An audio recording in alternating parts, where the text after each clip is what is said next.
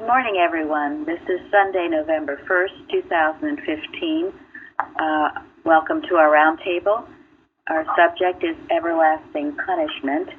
And yesterday we had one more question from our Bible study, which is an important one I'd like to continue with. So, Tom, would you read the question?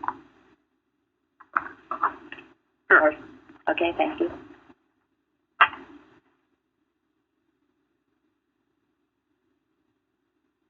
Just a moment.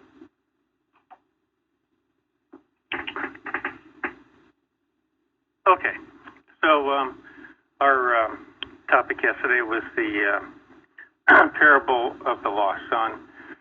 The last question we had for discussion is this. Describe the understanding of the obedient older son. Okay, thank you. Any comments on that? We are going to get into what was written on the forum, both by Jeremy and Linda, who got some things from precepts. But would anyone else like to comment on the elder son? I would like to say a word or two about him. He had a lesson to learn as well. He was the first son, and he probably bonded very well with his father before the other son came along. And maybe when the other son came along, he did not fully take him in. Maybe he felt it was competition, and he was sort of the goody-goody who was used to doing what his father wanted him to do. And it ended up as a selfish human mind. Very good. Very good. I think, if I may, Sure. His reaction made me think of the parable of the workers in the vineyard, where the payment was the same for, everyone, the ones who came first and the ones who came last. In other words, it made me think that maybe in science, this perfection or our oneness with God is the same. It doesn't matter what time you get in, so long as you come in with your heart, and ready to receive, is the same. There's no sense of, you got it how many years ago and this one is getting it just now. So that's my thought of it. Thank you. Excellent. It's really wonderful. I thought about Martha, when Jesus had the two sisters, and one sister says, hey, she's not doing so much, and it had that same sort of personal sense of jealousy. Yeah. So, rivalry. Go ahead. So could we say that he was, humanly he was good, but you can see that he didn't have the spiritual insight or the other brother on the outside who was humanly bad, but he had a good heart, and he was rewarded for that, whereas the older brother was humanly good, but inside he was resenting. Right. And what does Mrs. Eddy say about human goodness? Yeah. Error. Error, yeah. Who else? Stinks? Right. I don't know who said that, but I think yes, I don't know. I don't know where that came from. That's a good paraphrase. Yeah, human goodness is not good at all, is it? No. No, it's not good. What did Jesus say when someone called him good master? Call no man good, but my Father. Only God. He rebuked him. Yes. Actually, this does address an issue that's so common, because so many people go to quite an effort to be good, but the thing that goes along with their concept of it is judging. So they're always making these comparisons and judgments and trying to put themselves on the better side of the weighing of the scale, so to speak. And that's what I think is the valuable lesson in this parable is that is not good. It's selfishly directed. Yeah, What and also has to be handled is the thought of being a victim from the older son. Just like you said about judging and comparing, he also felt like he was a victim of the situation. His father never, had a calf for him, gave him a ring or fine clothes. okay. Yeah, remember, human goodness turns into human badness. It is not good. It's a selfhood apart from God. And stay away from it. And it's a lot of what we talked about yesterday. It comes with strings attached. I mean, maybe the elder son seemed somewhat loving because he stayed with his father, but that love turned to hate. I mean, the way he spoke about his younger brother, it was hateful. It was resentful. It was hateful. It was jealous. It was competitive. It was all those things, all human. Now, Jeremy, do you either want to paraphrase what you found or read it? I can read it. Okay. From Precepts. Yeah, that's from Precepts.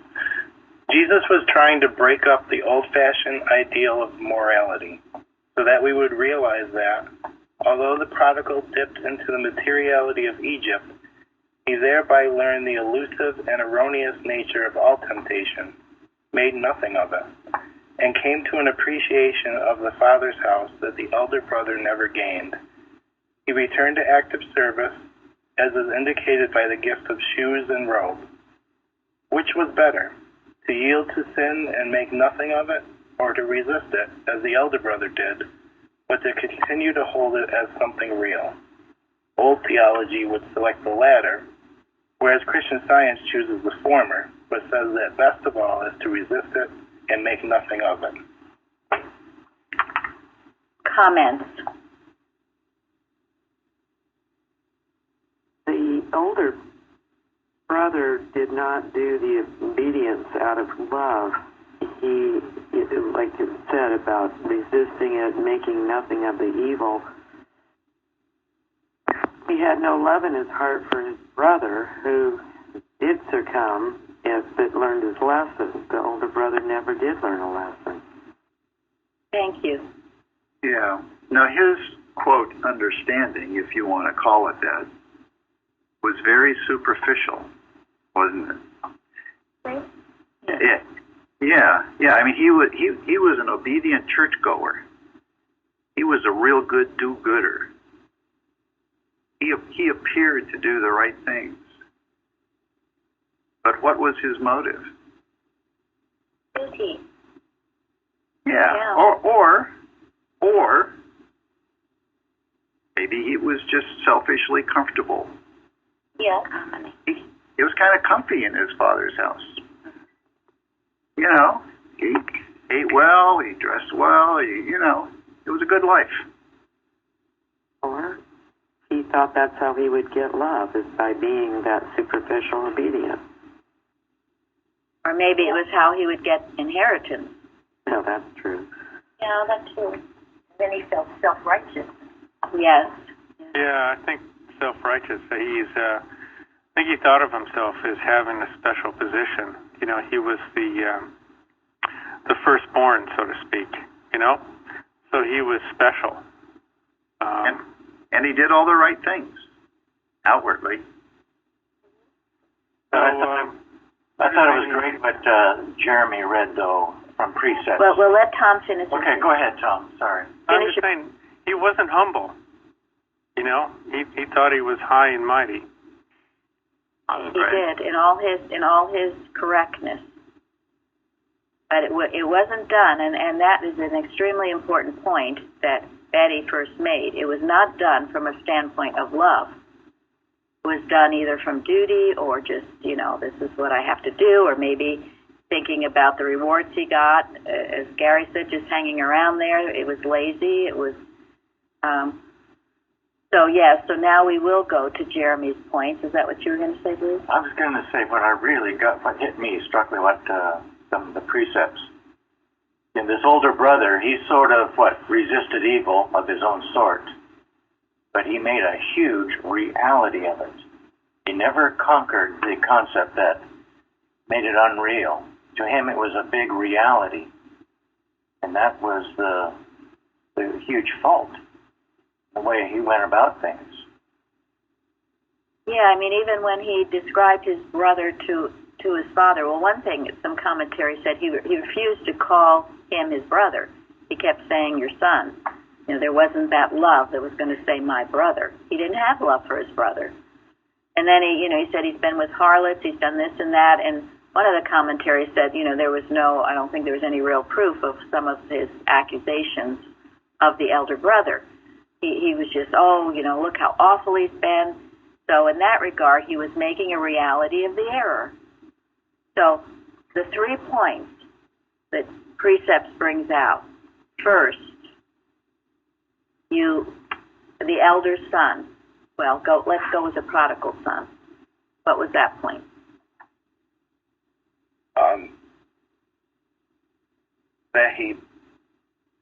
The first point would be that he dipped into materiality. Is that what you mean? Yeah, he dipped into the error, yeah. Yes, and then he realized the error. He had his deja vu, is going down, realized it was all nothing. It was not what it appeared to be. It brought him no happiness. So therefore, he realized the unreality of it, and he was able to come back and be of service to God, to his Father with a capital F. The second was the elder son, who just, as someone just said, he resisted the error, but it was Bruce. But it was still real to him. He hadn't burned it out of him because he just stayed in his father's home unchallenged by anything. And then, but what is the third one that this precept says is really the best, if you can do it that way? Resist it and to make nothing of it. To resist it and to make nothing of it. Now, that requires, a good deal of understanding and appreciation. It requires that you are loving and obedient and grateful, so that you don't have to leave the Father's house. You understand what you have here, and you don't need this wilderness experience. Now, Mrs. Eddy has said, either through science or suffering, we come upon this truth. And as Mrs. Evans used to like to say, most people take the suffering route. And why would that be?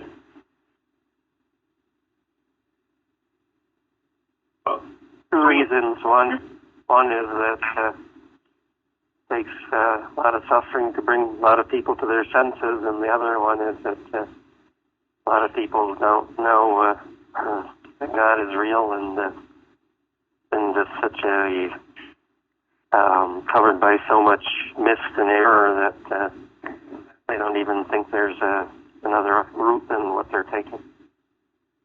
Okay. Most people are just in the human mind. You don't realize at first that it's going to be suffering. It looks like the more attractive way, maybe, the pleasurable way, the comfortable way, the more fun way. So you get into it, and then you find out that it doesn't give you any gratification at all. I think suffering is an addiction. That's what I've been working with this week. An addiction. Yeah, because when I look at climbing out of it and I get tempted, I get taken by the addiction to suffering. And then when I realized this, I said, you've just got to give this up. It's like, if you eat too much, you say, no, this is not balanced. So that's an addiction. So that's how I've been working through it this week. Okay, well, and I do know, and it even with scientists who think that affliction and suffering is a badge of honor. Yeah. Now, because you're a Christian Scientist does not mean you avoid suffering. Sometimes you suffer very deeply to get rid of any error, but it means also that you should come through that and find your peace and joy in God. To just continually be suffering all the time, maybe that's what Zari means, that's an addiction. Or to that's think, what I mean. Yeah, it just goes on and on and on. That is not science. You come out on the other end and get stronger and better for it. This idea, to me, that's Romanism, where you're just here to suffer and beat yourself and be guilty and condemning and all of this. That's not science. Science is joy and peace and power, as the hymn says. Okay, Jeremy, what were you going to say? Suffering, for me, proved that there was no fulfillment in any of that. So anytime I feel like I'm suffering, I wonder if I was looking for fulfillment in the wrong place. That's a great way to look at it. Wonderful. Yeah, and in answer to Mary's question, one thought that came to me is that, we have science, we have the textbook, but how easy is it to gain all of what science is? I mean, science is immense. It's eternal. It's infinite. And I really get all of it so that I avoid every problem. Right. I mean, really, I feel like a novice when I, at the feet of Jesus sometimes. And I've been studying this stuff for a long time. So it's not easy to get it without dipping into materiality occasionally and getting stung by it. Yeah, we all learn better from our experiences. A lot of times that's what it takes. Yeah, no, our time here is like, in a schoolhouse, right? Yes. Well, I think it also, that's why it says that if living in disobedience to Him, we ought to feel no security, although God is good. So for me, it means that every time I'm feeling uneasy, afraid, anything like that, I must be checking, as we've been talking about so many times in this church, about checking your thinking, checking my thinking. If I'm suffering in any way at all, what's going on? What am I accepting? Well, it should move me upward. Exactly. Yes, thank you. Exactly. Go ahead. Getting back to the addiction thing, though, it just made me think, even though intellectually I know that I'm not supposed to, or I don't need to tell my wife that through prayer is more effective, I guess my addiction is that I always have to go tell her. And I'm serious, because it is an addiction, because it's like I know better and I go do it again. We can know that the addiction is not part of you either. God didn't make you like that, so we won't. Like I said, intellectually, I know that. Now I just have to get that spiritually. Yeah.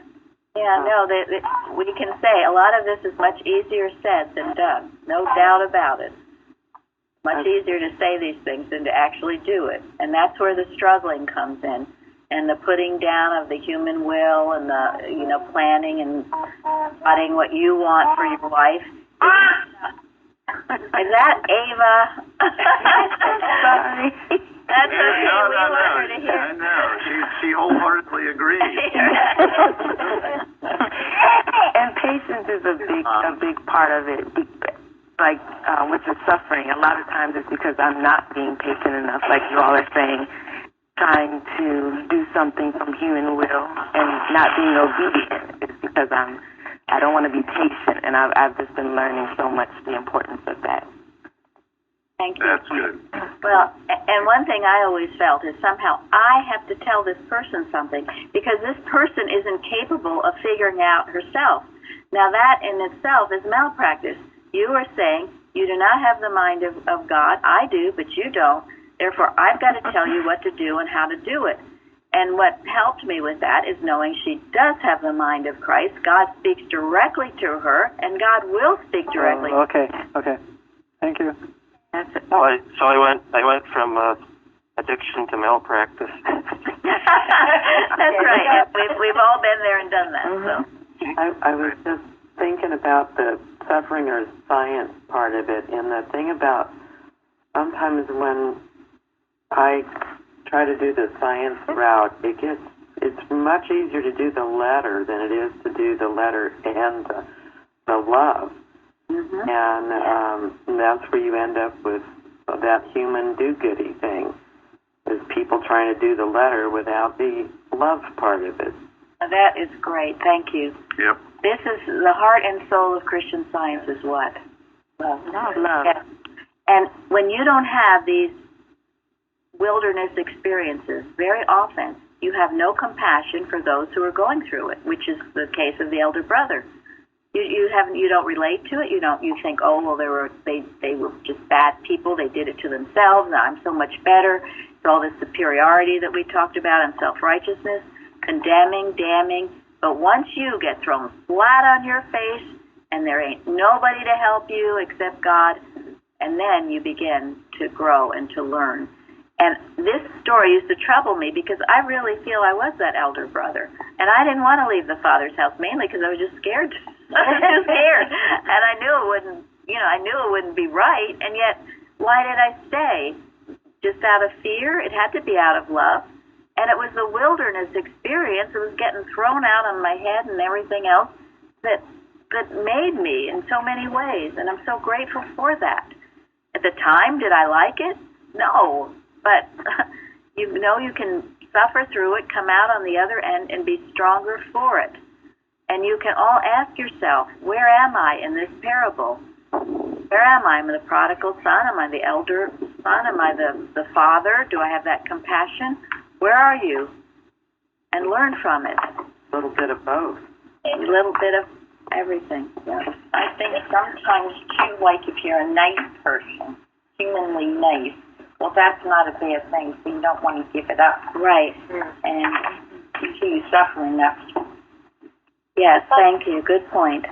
But it's interesting, though, that in all these, you really don't feel that comfort of God when you're in your thought, putting down other people or thinking you're superior or whatever. You really do not feel that love either, the security, you don't feel it, I don't think. No, You don't. It doesn't leave you in a good place. No. And since the elder brother made a reality of evil, you're always worried that evil is going to be there and take you over. The prodigal son learned that it, was nothing. And so that's where he got his strength. So these wilderness experiences are not a bad thing. And that's why Mrs. Eddy says that trials are what? Proof of God's character. Yes. Yes. I get this feeling quite a bit when I sometimes talk to people who have come from Syria or Afghanistan or Eritrea. I have to watch and see. When I read the newspapers, it's very much like the older brother. And you can't be, sitting on the side. You have to take a stand. And you have to be honest with yourself as well the whole time. And that's being in the wilderness as well, just like the people who come here. Thank you. Yeah, Zari and Uta are in the middle of all the refugees coming to Germany. So, and you have to, when that happens, if it happens, you have to have the right thought about it in order to meet it correctly. Not to feel self-righteous and superior to it, or without compassion, or do-goody, where you're just helping and not in God's right way, in the divine way. So these are tremendous lessons in that precept. I think it couldn't have been said any better than Carpenter, who always digs into it and gets the real essence of what's going on. And so those three things, going into the material picture, coming out stronger than before, resisting it, believing that it's real, or not going into it and also not knowing it's real. That's probably one of the hardest, but I guess it certainly can be done. And better to, I think once you've had a few wilderness experiences, maybe then you are better apt to do that.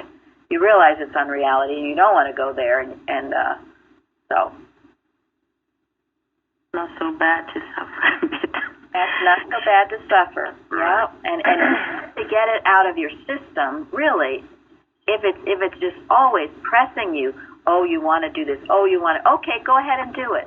See what it's like. Go ahead, rather than have it just test it. Yeah, test it. Either that or you wipe it out mentally, absolutely, so that there's no root in your thought. It's gone. You know it has no law, power, substance, or whatever else to tempt you. But if you can't do that, go ahead and try it, and you will suffer for it. Learn your lesson. And that's why parents cannot protect their children from these experiences. As Christian Scientists, parents want to do exactly, what I've done too, what Mike was saying, tell their kids, you got to pray, you got to do this, you got to do that. Sometimes they need a wilderness experience. And then they're grateful for their father's home. We needn't fear. You needn't fear. And as a scientist, if you were doing your mental work, you're praying, knowing that they are surrounded with the angels of God's presence, and they can have this wilderness experience and come out pretty much unscathed, but still have it. Now, Linda, what was the point of your precept? I think I'll probably just read it because it's hard to. It says, it's from Precepts 1. To be sure, the prodigal went down into Egypt, but if that sojourn be looked upon as the mental effort every Christian Scientist must make in his desire to understand the secret workings of animal magnetism and to reduce it to nothing, then the meaning or application of the parable in this instance becomes clearer. The prodigal was commended because he prepared himself for service with the Father. We know this by the symbols the Father put upon him. The ring symbolizes being united to the Father's purpose, which is always unselfish and loving giving. The shoes indicate activity in service. The mantle symbolized protection in this activity. So the journey into Egypt furnished the understanding of animal magnetism. The Father furnished the equipment for service, and the Son furnished the incentive to go and do what the Father desired of him to do, namely to help free mankind from bondage. This placed him far above the elder brother, who indulged in the sin of selfishness and pride, his self-purification making him feel superior to his younger brother. Thank you. So, and I know many of you here know this, your wilderness experience has prepared you to help others. That's the whole point of it. I mean, I know Luann would say that. Boy, she had a wilderness experience, and one not of her own making either. But throughout it all, she says now she can see God working and felt the presence and power of God.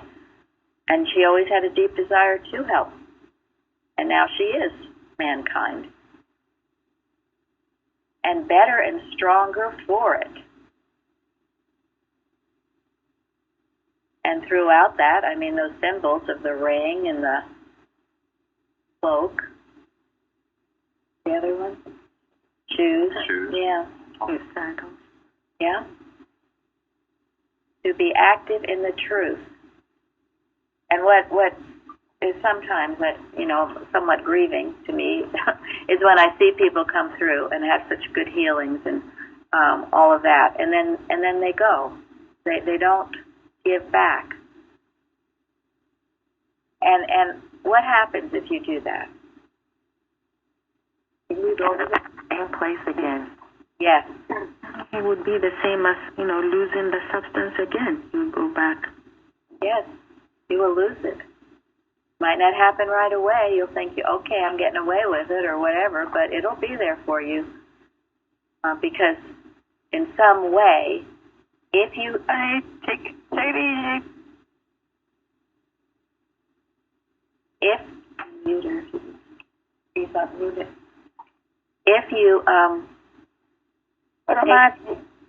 If you take the good and then you don't give back, it really shows that you haven't understood the science, doesn't it? It reminds me of when Christ healed all these lepers. I believe it was lepers, and only one of them went back and thanked him. Right. He said, "Where are all the others?" Yes.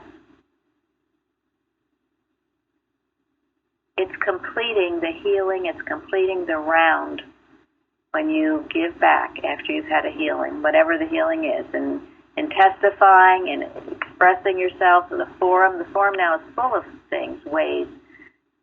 you've overcome and what you're learning, and you're sharing it with others. You know, we've been hearing many people go to that forum every day for inspiration. You're feeding the sheep, those of you that are contributing, and others who contribute in other ways, and any contribution is gratefully accepted and received. But it's part of it, and that was certainly one thing we were taught here. You can't take it selfishly. You've got to give back. And the prodigal son, from his wilderness experience, was prepared to give back. That's glorious. It's really important that we get to learn this with you, because this is missing from the Christian Science 101 that we get. Thank you, sorry. And I think, if like you said, Mary, if you really get the understanding, for example, that the prodigal son got, you can't but give it back. Something in you is changed that wants to help other people. It just cannot be contained. You're absolutely right.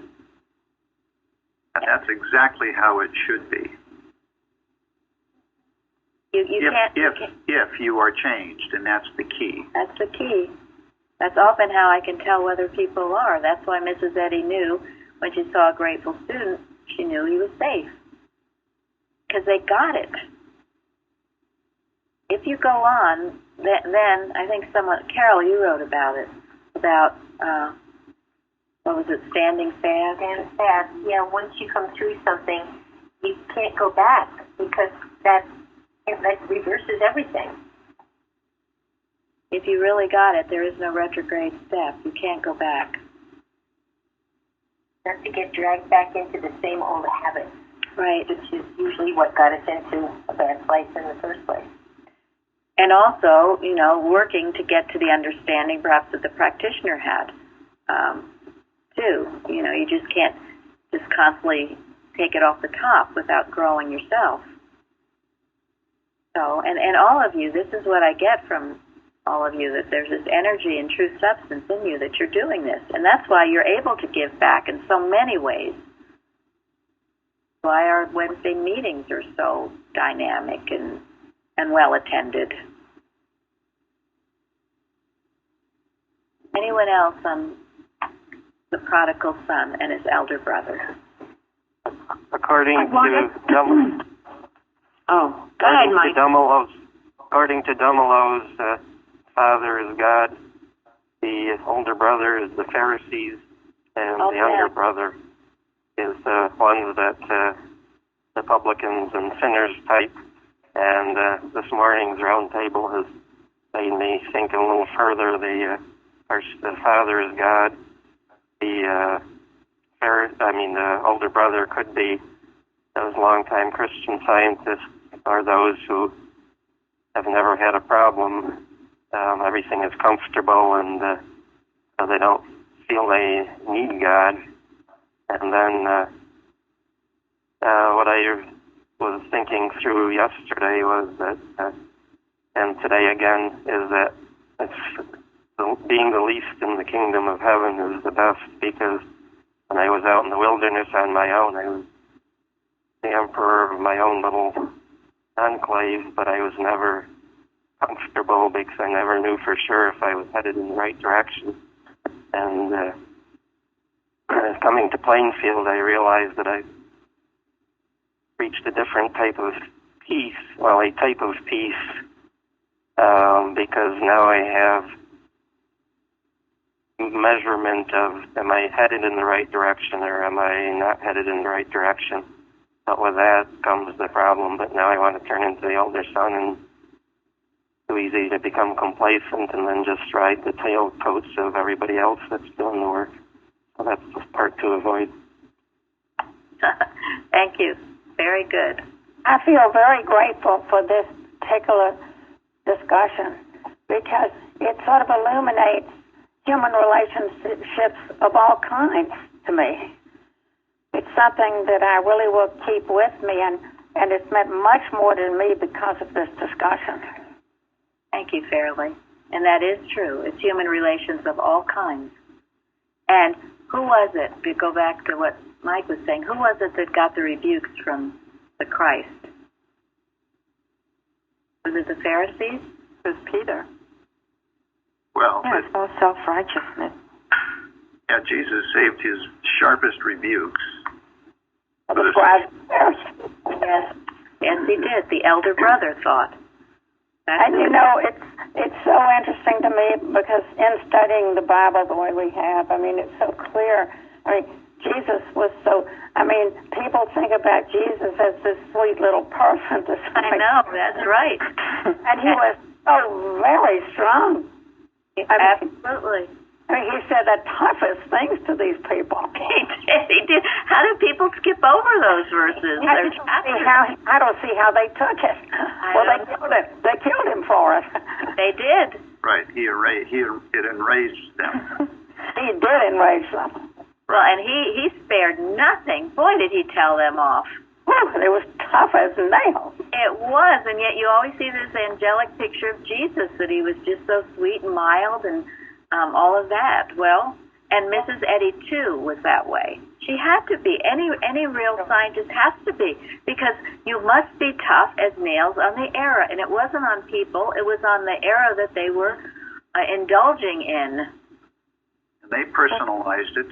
Yes. And they took it personally, and it enraged them because they didn't learn the lesson. This is, as I listen to all of this discussion this morning, what keeps coming to me is the quality of thought that is absolutely required to learn any of these lessons as you go through the wilderness experiences. The quality of thought that is absolutely required is humility. If someone has a humble heart, they're going to learn this stuff quickly. They're going to get it. If someone doesn't have humility in their heart, they're not going to get it. But they might think they got it. Right. Or they're going to think they already knew it. Exactly. Yep. And that's why, and I know with Florence too, when we have to talk to someone or rebuke something or correct something, we know if you're really getting it, if you're really going to grow, if you've got some substance, if you're the good soil, if you will take that rebuke and you will keep coming back and learning more in humility. That's the test. If you can't take it, if your pride is so high and mighty that you can't take it, you will go out with it. And that's why pride has to be killed, burned out. You must not have it. You must love God more than all else. And I know, and you know, because there are people on this line that I've spoken to, and I'm sure Florence has too, who have taken their rebukes and gone on. You know who you are. I can name them, but anyway, I won't. but you're all here, so it shows. Good for you. Good for you. You've learned from it and you've grown. And as Gary wrote on the forum, a math teacher would what? Yeah, a math teacher would correct if you made a mistake. Yeah.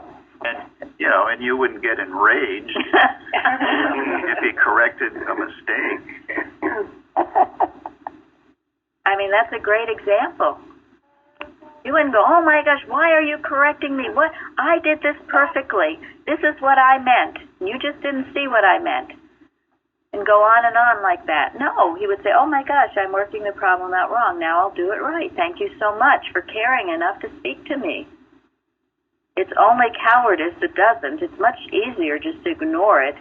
You know, if we did ignore everything, didn't correct things, our church would go the way of all the other churches.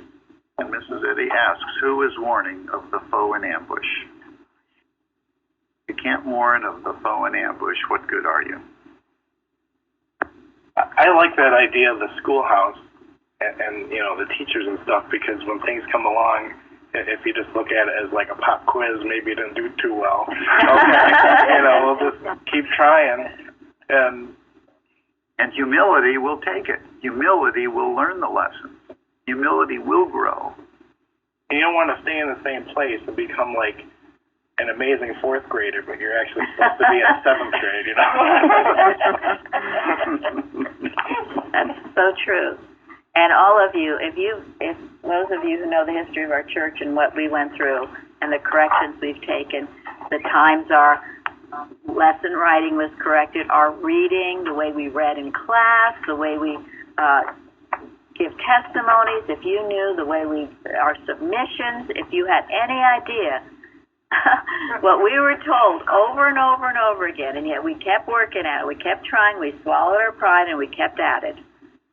This is not something that happens overnight. It's a work in progress, and it makes me so pleased. And as was said recently, that people can tell the growth of the church by your answers. Your answers are, for the most part now, they are so full of substance and truth from your experience, from your heart. It's tremendous, and heart speaks to heart. And this is what we want. This is a spiritualization of thought that a church must be. Structure of truth and love. We lose that, we lose everything. So go ahead.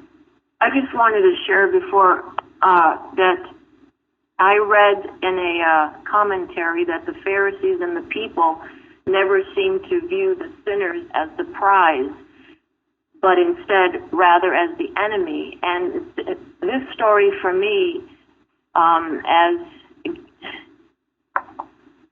was being stressed, humility, that I always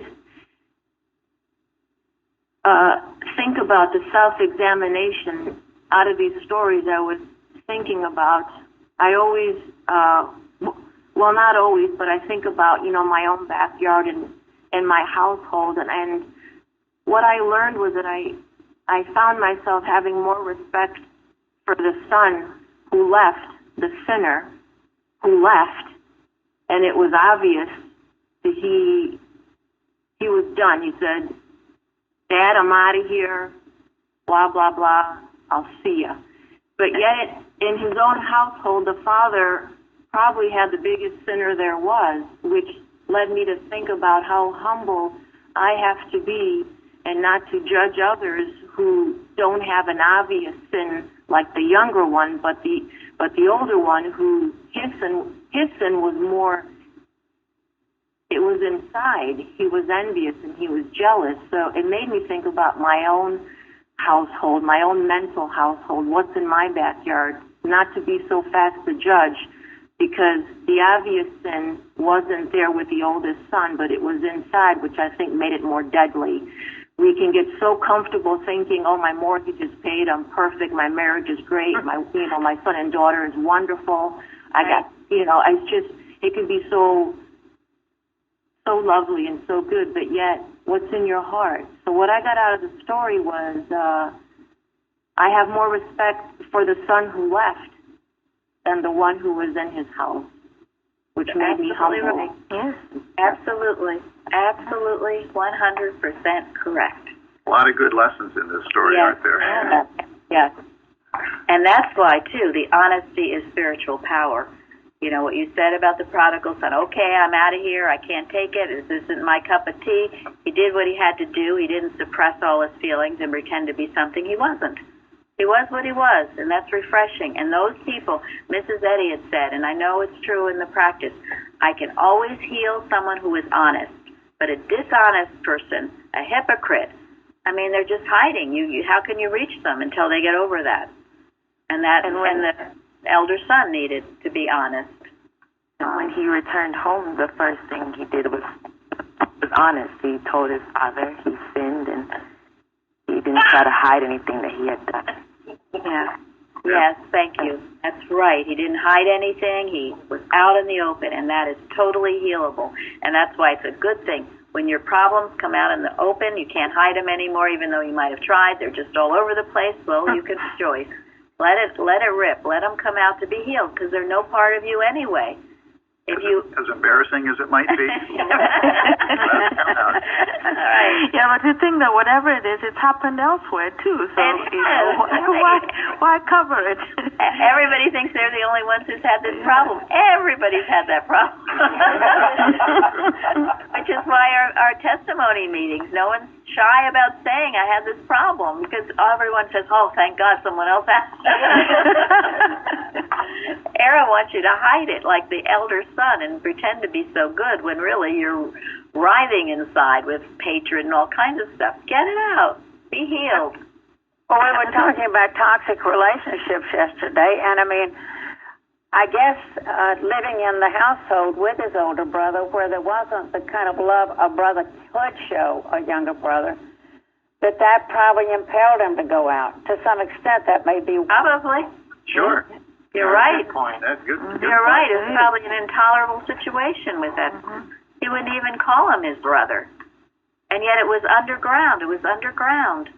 So that's why we can't judge. And sometimes the people who seem to be having the worst things and suffering from the worst sins are making the most progress. And those, is just as Lucy said, who lead this perfect life and have the house and every little thing is so perfect, there, who knows what's going on there? Usually it blows up. I mean, if it's based on God, it won't. But if it's not, it'll blow up. And then everyone scratches their head and says, wow, what happened? They were such a perfect family. Everything was so perfect. Aha. No. No. But also to Mrs. Betty. This is a tremendous life lesson today. I'm keeping this page and making notes all over it. Well, that's great. Go ahead. I was thinking, Mrs. Eddie's treatment for every day. At the end, she talks about not criticizing, or is it the daily duties? Criticism, judging, is what kind of stunts progress. And this is what this elder son was doing, the judging and the thing. So look where he was. And the one who went out seemed to be the troublemaker. He progressed. Yes, and that's why when you have children who seem to be the troublemakers, that's okay. Let them be the troublemakers. It's better to get it out there than the mincy ones who are, are hiding a lot. Afraid to do anything. Yeah, they'll end up, Mrs. Eddie says that too, they'll end up being really good workers once they get trained. Let them go. Let them learn what they need to, and they will come back to the Father's house better than before. And that quote that Florence alluded to by Mrs. Eddy, yes, she says, gossip, criticism, that's what will block your progress more than anything else. That's not a direct quote, and don't ask me where it is, but I know that. I know. The daily treatment or at the end, I think, or at the end of the 3 duties. Right, yes, it certainly is there. But there is another specific quote where she says that about condemning, gossiping, all of that. It will block your progress. So it will. It will, because it's loveless. And you've got to have that love. So, coming to the end of the time, I think we have time for... No, okay, we don't have time. Miscellaneous writings now, going forward. I'm not going to go into each question. I'm just going to pick and choose some. But you read every question, and you learn what Mrs. Eddy says about every question. And if there's a question that we skip that you want to discuss, you just email me or Jeremy or someone, or say it at the round table, and we will discuss it. But it is a long chapter, and she goes into a lot. So please familiarize yourself with it. I'm going to end. We have a little time, and probably not enough time for miscellaneous writing. But that lesson was invaluable, and thank you, Tom, for the Bible study and the questions. Okay, I'm going to read a few things from Watch's Prayers and Arguments. This is one that I've referred to, this quote, and she says it more than once, but it's on 134 of Watch's Prayers and Arguments. The churches and the students must be secondary to the example of Jesus. And if he were here personally to his call upon his students, watch with me. Had they watched with him 1 hour or 1 year, and so saved losing him, you can see where the history of Christianity would be today, and how many years it will take to recover that lost opportunity. Demonstration, healing the sick, and helping your leader is needed more than all things else at this stage. Unspoken influences are mentally at work to keep you and all my students from doing either of these duties aforenamed. So, this is why we watch. This is why you're being taught to demonstrate, you're being taught to heal the sick, and you're being taught to have a right concept of Mrs. Eddy and hold fast to it. I have a letter to read Wednesday. Someone raised in science, never had a right concept of Mrs. Eddy. Very important, and this is how we help our leader today. And then this other from 176, which is Mrs. Eddy's definition of animal magnetism. Animal magnetism is starting a belief and getting others to fear it until evil is done to those who hold the belief and a law is made. And the era goes on gaining ground until the serpent becomes a dragon. You think about it. This is why we are breaking down belief systems. You start a belief, you say something. If you go out in the cold, you'll catch a cold. And pretty soon someone goes out in the cold, they catch a cold. A law is made. Now everyone that goes out in the cold catches a cold. It's a mortal belief. And it keeps spreading and spreading and spreading until it becomes worse and worse. You can trace it to anything. It's a belief. The belief that you're born into matter. It's a belief. These are all beliefs. And yet people will promote them, say it's true, then people seem to suffer from the belief because they're manifesting their thought. Then a mortal law is made, and then it becomes a dragon. You'll have to understand what it is, because we can wipe it out. A belief has no basis in God. So, with that, we will go and have a wonderful service full of His power and His might. And thank you all. Thank you. Thank you. Thank you. Thank you. Thank you. Thank you.